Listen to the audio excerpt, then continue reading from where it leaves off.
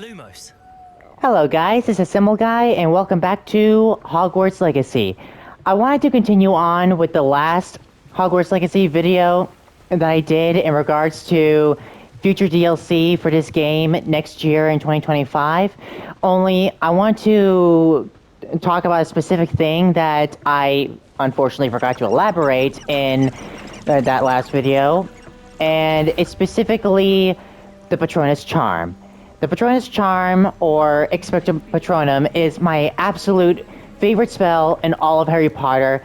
It's been my favorite spell ever since I saw it used in the movie adaptation back in 2004, which I think we can all agree is the best Harry Potter movie, possibly surpassed by Harry Potter and Deathly Hallows. My rope is acting weird. Okay, so the first time we used that spell in a video game was in the original video game adaptation for Harry Potter and the Prisoner of Azkaban, which was released many years ago in the same year as the movie in 2004. It was released on the GameCube, if you guys remember that, the original Xbox, and the home console that I had, which was the PS2. That was when they stopped making Harry Potter games for the PS1. The only PlayStation I've never owned, but I have owned every other PlayStation after that. Let's see. So in the home console versions of Harry Potter and Prisoner of Azkaban, the Patronus Charm was used as a sort of homing missile that you could control. The camera's point of view would switch from Harry to the Patronus itself, and you only use it in like 4 instances in the game. Oh.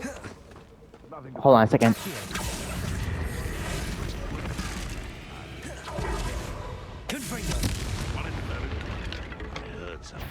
That was fun.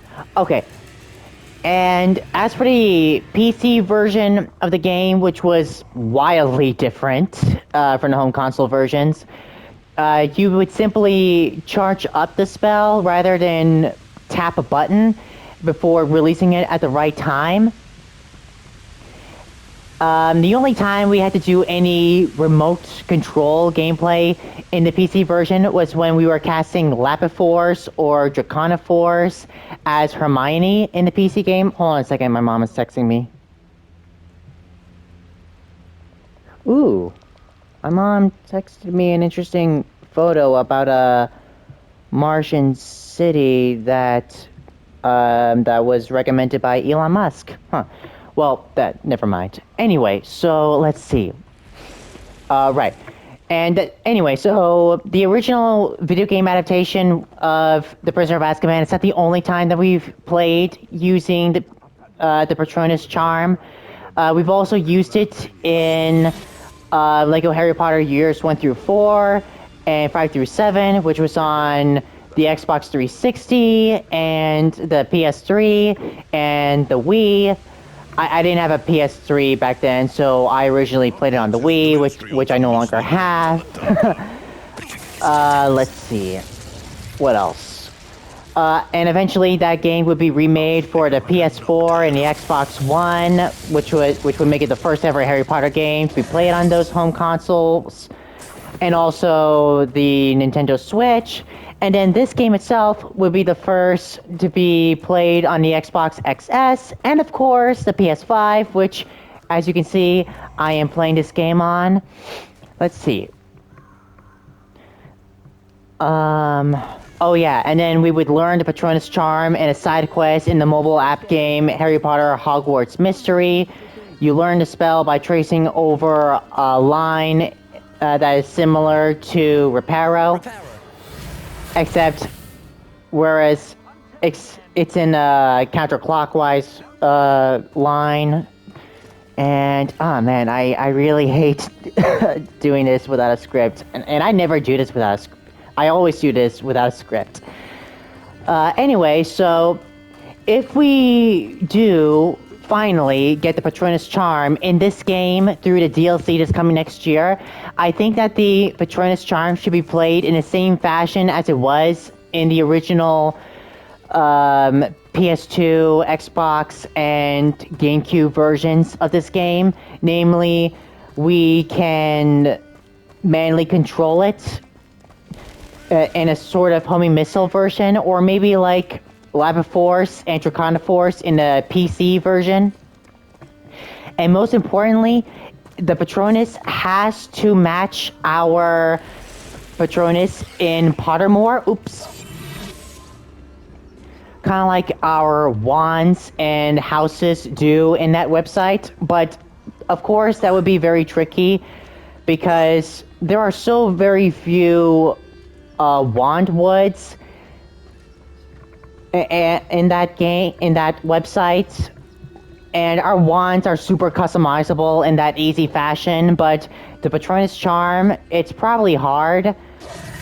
That's probably the reason why we don't have the Patronus in this game. And you know what? The Patronus charm doesn't have to be the only spell that we can learn in this game.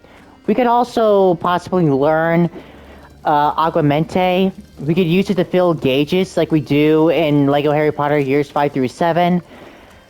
But, and it would probably be too similar to Glacius that we have in this game, which we actually learned in the video game adaptation of Harry Potter and the Prisoner of Azkaban as well. Harry used that spell in the PC version, Hermione used that spell in the home console version, and let's see. And not only could we use it to fight off Dementors in this game, we could also use it to fight off Lethifolds in this game, because Lethifolds are really cool guys. They're also known as living shrouds. They're very brutal. They basically blanket you and devour you, and they're really scary in that way. I think they were originally supposed to show up in the movie Fantastic Beasts and Where to Find Them. There is what do you call it? There was concept art for them for that movie based on manta rays, but they never showed up.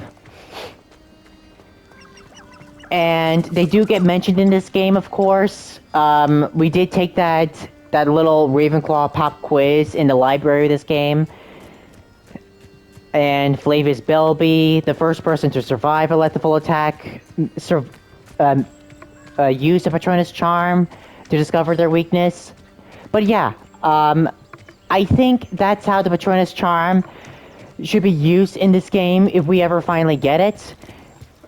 And I think we should learn it, believe it or not, from Professor Binns, a History of Magic professor in this game, because in the original book, Harry learned the Patronus charm in the History of Magic classroom from Professor Lupin. So yeah, whew, I'm exhausted. I did a lot of talking, unscripted talking. So yeah, that's all I had to say. I think we really should learn the Patronus charm in Hogwarts Legacy. I think that's how we should learn it, where we should learn it in this game. And feel free to give some of your own ideas. Thank you all for watching. This was Symbol Guy. Please like and subscribe.